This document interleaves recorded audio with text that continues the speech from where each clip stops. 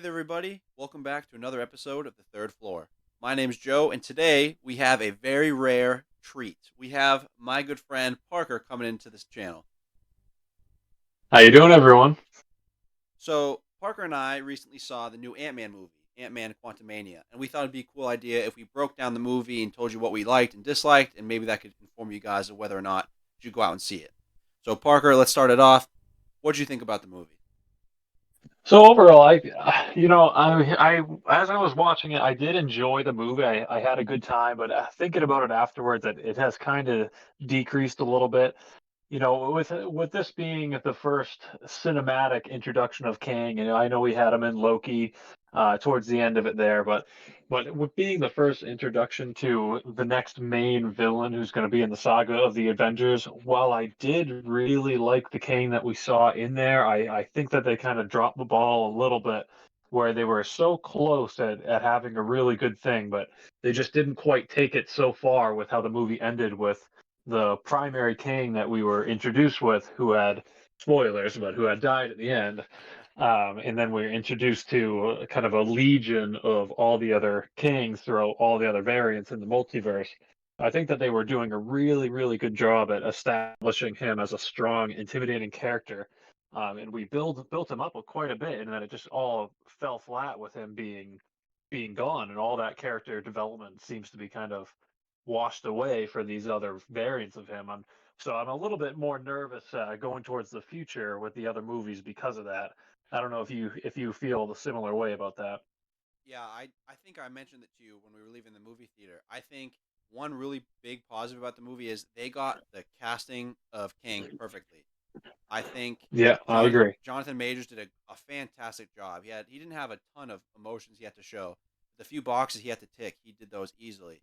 But like you said, Hmm. he came across, he was menacing, he was imposing. They gave him the backstory, they gave him all of these things that made him a great villain. And then as we got closer to the end, they're like, he's gonna lose to this dude with a big head, aka Modoc, and then a bunch of ants, and then maybe and he Hmm. just ends up dying. So, you know, while this might not be the variant that we end up growing to hate in the future MCU, this might be the variant who gets defeated and comes back. But I think it's like if we had Thanos lose a fight at the beginning of the Infinity Saga, like it takes away from Hmm. his his presence. Like you don't want him to lose until the end, but yeah, I think that's a really good point. I agree with you completely. His display of personality wise, I thought was great. He was a more stoic character. Like you said, he didn't show a lot of emotions. Well, he did have some moments where he kind of let some of the anger out, but we only saw little glimpses of it.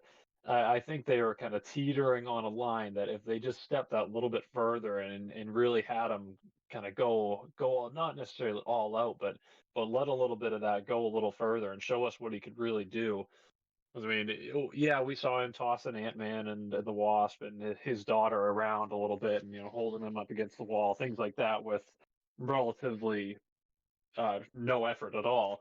But then when it came to the actual fighting of things, I mean, he's going hand to hand with Ant Man once his suit was damaged, and he did well against him and he beat him up. But no different than say Captain America would have whooped the floor with Ant Man the same way, going hand to hand like that. So Right. he certainly didn't display anything crazy like in Infinity War Thanos like putting a ass whooping on the Hulk, which pretty immediately shows his display of just raw power.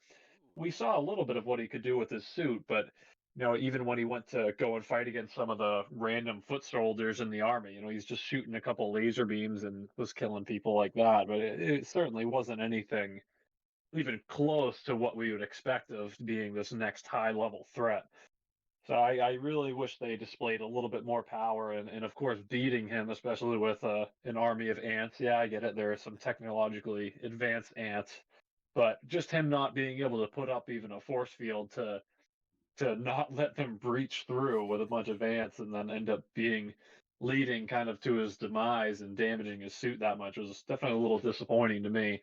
Where throughout the whole movie until that final act, I was enjoying him and building him up more and more and seeing the glimpses of his rage as he let it peek through whenever things weren't going his way. They dropped the ball just on that last final act. Yeah, and I think that kind of brings me to another question I'm going to throw your way. But one of the things that was like a big, I loved it and then I hated it was the fact that, Ant Man's a goofy character, but they let him kind of go into a little darker place. And likely, or similar to how Kang towards the end kind of is going stronger and stronger and then he drops it. I think they do the same thing with Hmm. Ant Man, where, he was going to sacrifice himself, stay back in the quantum realm so everyone else could escape. He's fighting for his life, he's Yeah. fighting for his family, he's all beat up and bloody, and I was like, holy crap, is this even Ant Man? This feels so different. And it felt Hmm. refreshing that this character was in a perilous situation with some stakes and it was taken seriously. And then they have end up copping out, like, they end up all, again, spoilers, they end up all just going home together anyway. And for a while, it seemed like he was going to be trapped there alone. I was like, what great storytelling. So, what do you think about that? Did you think it was a good choice to have him just go home like nothing changed? Or would you rather him stay there? No, no, definitely not. That's another aspect of it that they didn't leave it to where the stakes would be quite high enough. And we're in what, phase 5 now. Mm-hmm. We've had This is the third Ant-Man movie. He's had plenty of other movies that he's been in alongside it. Characters like Hank Pym, and his wife Janet, why are they still here? This would have been the perfect opportunity. Two characters that we've seen in multiple movies. They're very important to both Ant-Man and the Wasp, and of course to their daughter as well. What if anyone should have sacrificed himself to beat Kang? Have Hank get sacrificed as well. Janet, we just finally found out what happened in the quantum realm. We found Yeah. out what she did. She got redemption with her daughter. End it. She doesn't need to be there anymore. I don't feel like they can really add anything going forward, and it would have added to the story and the stakes in general, and to introducing the new villain if both of them ended up dying at the end, in order to win, instead of them all escaping free and having this person who was still a big threat, even though we were a little bit disappointed with how he displayed his powers. He was still a big threat, and you knew that, for all of them to escape free. And Kang's talking about killing multiple Avengers and kind of implying that he's killed other variants of Thor, and then he loses to the Ant-Man crew. It's just a little tough to take seriously when they come out with no casualties at all. I would have been totally fine with say Ant-Man and the Wasp, still they get trapped for their short amount. Hank dies, Janet dies, but they're able to send the daughter, Cassie, I believe her name was. Mm-hmm. They're able to send her back, and sure, maybe she can rescue Ant-Man and the Wasp, and then it ends off like that. That small amount of the families together, but the grandparents, they don't need to be there. Their arcs have already been told. I think it's time that they start shaving away some of those characters to make us still invested and feel like there's a threat. Ooh, that's a good point because as we know, the Avengers are kind of gone. Well, the Avengers we knew, and they're about to bring in a bunch of Hmm. new Avengers, and then let's not even talk about how Yeah. Galactus is going to be coming up soon as well. So we're gonna have like everyone around. So kind of trimming the Hmm. fat. I mean, I don't mean to be rude to people who enjoy these characters because I mean they're not bad, the Hank and Janet, but Hmm. we need to have room emotionally for characters that we care about. And if we're just oversaturated with people who don't need to be there, they kind of take away from the sacrifices and actions of the people that need to be there rather than these bystanders, if you will. Yeah. Yeah, exactly. I enjoyed the characters. They did good with what they were doing.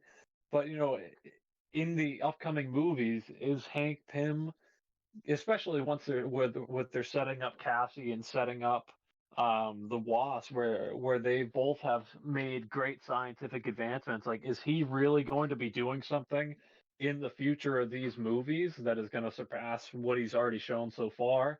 In this movie, he showed that, yeah, it's his ants that can come to the rescue. They went through their time variant where they, um, throughout the timeline there, where they got to advance hundreds of years, and they showed how special his ants could be, and he had his moment there saving the day at the end.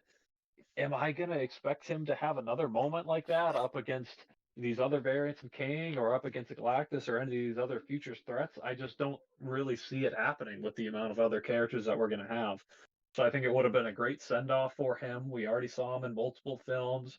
Janet, she had a redemption. I feel like they're going to be around kind of just to be there, and their moments are going to go kind of only downhill from that. I think that would have been a good peak for them to start off with. In these kind of goofy movies in general, it's kind of tough to keep people invested in. Now, it's a little different than Deadpool. Mhm. That's what Deadpool's known for, like goofiness and jokes and stuff. But Marvel, it's kind of all goofiness, and it's the movies that Yeah. really have emotional stakes are the ones that like resonate, like Captain America and the Winter Soldier, Thor Ragnarok, Infinity War. Mhm. Those movies are the ones that stick out. So having Ant Man just be another one of many, and having these characters be another one of many in a movie that's one of many, it just kind of doesn't make sense. So yeah, Yeah, I agree with I you. agree with you there.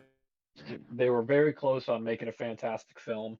If there was just that ending act that was just changed a little bit to really increase the stakes for you. If say, because like I said with you when we were leaving the film, if I was Kang, I would have said, you know what, screw it. I don't need this army.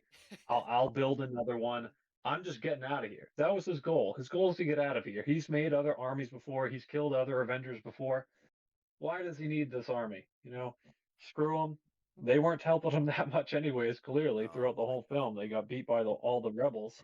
I would have just once I had my power source back on, I would have been out of there immediately. And I think that it would have been a good display of his anger and a show of that he's willing to lose everything to win in the end if he can take that loss and say, you know what, screw it, all my army's gone, but I'm winning in the end, and I will win in the end. I will conquer everyone else. I'm getting out of here. I can sacrifice all that, and I'll come and get you in the next movie. Yeah, That's what I thought would have been a much better takeaway from it, and would have led me to be a little bit more confident with the future of the space. yeah, because what does it say about this all powerful being that we're supposed to put in the same light as Thanos, that he's too afraid to take on his next endeavors without his army of faceless soldiers behind him? Like Thanos didn't really have an Yeah. army. Well, that one that we didn't see, obviously, he had the Chitauri, and I don't even. I Hmm. think we knew that. We knew that was his army, but whenever we saw him, he was alone, and he had like Yeah, he had his army, but he had his moment where he said, fine, I'll do it myself, and yes, he stepped up and he went in there and he took the lead, and that's what we need for the future villains coming off of Endgame, and things have been a little bit more lackluster since then, but I think they really needed to hit it big here, and hopefully they get it right with the next movies. I mean, I know there's going to be quite a few more that are going to have him involved, so they still have other chances, but confidence is definitely a little bit lower from here on. yeah. So actually, that's a great point. It leads me to another question. So this movie kind of follows the same MCU template where you know the hero's happy and goofy, something happens, he remains happy and goofy, but is still going like he's fighting through some things. They meet a bunch of funky people in different planets. I'm not knocking them for doing this; it works, but it basically follows the same Hmm. pattern. And do you think in this movie that it worked, having it been so goofy and like kind of it was almost like Thor Ragnarok, where the person who wrote it seemed like they were on acid. Does this work for you in an Ant Man movie as opposed to outside of like in the rest of the MCU, or did you still feel, Hmm. the beginning and middle of this movie it just didn't work for me? The rest of the movie I enjoyed. I thought the rest of the movie worked. Yeah, it has its comedic moments, which is what we expect from Ant-Man at this point. Mm-hmm. But I enjoyed every other aspect of it. I just like they just dropped the ball at the end there of letting the stakes kind of drop down a little bit and have the happy ending, which it seems like they're afraid of pulling out of. Yeah. But I certainly didn't think it was as focused on comedy as, say, Thor Ragnarok, which I know you love, but I'm a little bit less of a fan of because of that. But I didn't think that it kind of pushed that boundary of too far, since Ant-Man is more typically more comedic than, say, Thor, so it was kind of less of a tonal shift to have this. Like I enjoyed Modoc, being Daryl, and Oh with my how god. goofy he looked. Like I don't know too much about him in the comics, if he's always like kind of the butt end of the joke or anything like that. I saw the Modoc show on Hulu, which I know you haven't seen yet, but it was similar in that show, and I enjoyed that. So I still liked it. I wish I that he had maybe a little bit more moments to kind of show off him being menacing instead of purely comedic. Mm-hmm. He had his small portions of the fight scenes, but if they just showed a little bit more, which same thing with Kane, show a little bit more, Because right now, you have Ant-Man, he gets big, he gets small, he throws his punches, but that doesn't provide much of an engaging uh, fight scene where you needed to rely on Modok to have all the different technological abilities and all the different stuff like that, and have Kang with all of his abilities as well. They should have been what drove the fight a little bit more. I would have much rathered, instead of seeing Kang's army fight a lot, if he was fighting all the rebels, if Modok was fighting all the rebels, and then even if it still ended out the same way, at least you would have seen a little bit more of their abilities. Because I'm sorry, but in a big space adventure, coming down to just a couple punches and growing bigger and smaller, it's not the most engaging compared to some of the other stuff we see these days. Yeah, I mean, what my takeaways from the beginning and middle, where it wasn't as like epic and exciting. Actually, that's not true. So watching this movie, it kind of felt like watching Avatar for the first time. Maybe not as clean, but like having all these new settings, and they were pretty creative. It kind of was like, dang, this is Hmm. weird. But the one thing I will say is that this movie had a nice bit of character development in it, even if it's for characters we didn't necessarily care about. But like Yeah, absolutely. we learned a lot about Scott, like how maybe that blip didn't mean nothing to him. I know it appears like he goofed around. He's like, I'm an Avenger now, but like you could tell the way he cared about his daughter, that was weighing on him heavily. And then being a Hmm. father and all that, and then the same thing with his daughter and with oh no, the Wasp. I almost forgot her real name, Hope. But like you learned a lot about her Yeah. too, and her difficulties with her parents, and it wasn't all her dad. It was a lot of her mom that kind of gave her those issues. So it's almost like, but it had almost like a little bit of James Gunn feel, this movie, where I didn't love everything they did, but I always think he's pretty good at character development, and that's what I saw in this movie. So I wasn't blown away by the Yeah, beginning and I middle. agree. The character development, yeah, yeah, the character development was all good, and I enjoyed the different locales that they went through, and Hmm. with all the CGI and everything, everything looked fantastic. I mean, nothing looked bad on screen or anything like that. So it was all those aspects of it were great. So if we had to put like a final bow on this movie for you, like you could give like a quick sentence about what you thought and maybe a ranking out of 10, what would you say this movie gets for you? Overall, I was thinking about it a lot. I would have to say a 6 out of 10. Just Ooh. slightly above average. It had aspects of it that I enjoyed a lot, but it definitely increases my skepticism about the future phases here, and just the amount of stakes that they'll be in. And hopefully, this isn't a trend of the more happier settings, because I just can't really imagine building up to a big villain like that if these individual movies continue the way that they're going. But like I said, a 6 out of 10. That's still above average. I still enjoyed it. It's not something I'm going to go run out and see again, but I enjoyed it. But it certainly has its flaws that was keeping it back from being better. Yeah, I'm in the same ballpark as you. I have a weird feeling that I was going to give it a higher score, but you enjoyed the movie more than me. So my gut instinct was a 6.5. And the reason I was going to Yeah. say 6.5 is because I think the emotional development of the characters was great, and hopefully that's signs of more to come in the MCU. I think Hmm. their casting has been fantastic. I think they introduced a really complex villain that can be, you can sink your teeth into and get a lot of a lot of entertainment out of them. But like, I'm very hopeful with some of the stuff they did. But the reason my other choice is either 6.5 or 4.5. So I was kind of really jumping between a big gap here. That's a big jump. I know. So if it was a 4.5, it would have been because, they kind of botched the ending, which Marvel should not be making a habit, because they're known for sticking the landing now because of Endgame and Infinity War. So not a good thing to start. I do think Hmm. at times it was goofy when it should have been serious. That was my biggest complaint, I guess. There were times they had a Yeah, chance exactly. to peak the energy, to peak the momentum, and they were doing all the right things. It was perfect, and they would make a joke, or they'd pull the rug out from under you, and there'd be no real stakes or consequences. So like, Hmm. I guess I would have to, if we're being real, I'd have to give it a 5 then, because like go in the middle of my scale, Yeah, because right in the middle. Yeah. there's I guess that'll be my official score, 5, because there's so much stuff that I liked for the future. Like I was like, wow, they're getting it, but then they kind of fell apart towards the end. But luckily for both of us, when people do all the right things and just get the answer wrong, like in a math problem, you can always go back and just rework it. So this isn't a big problem for the MCU, but something they should address sooner rather than later.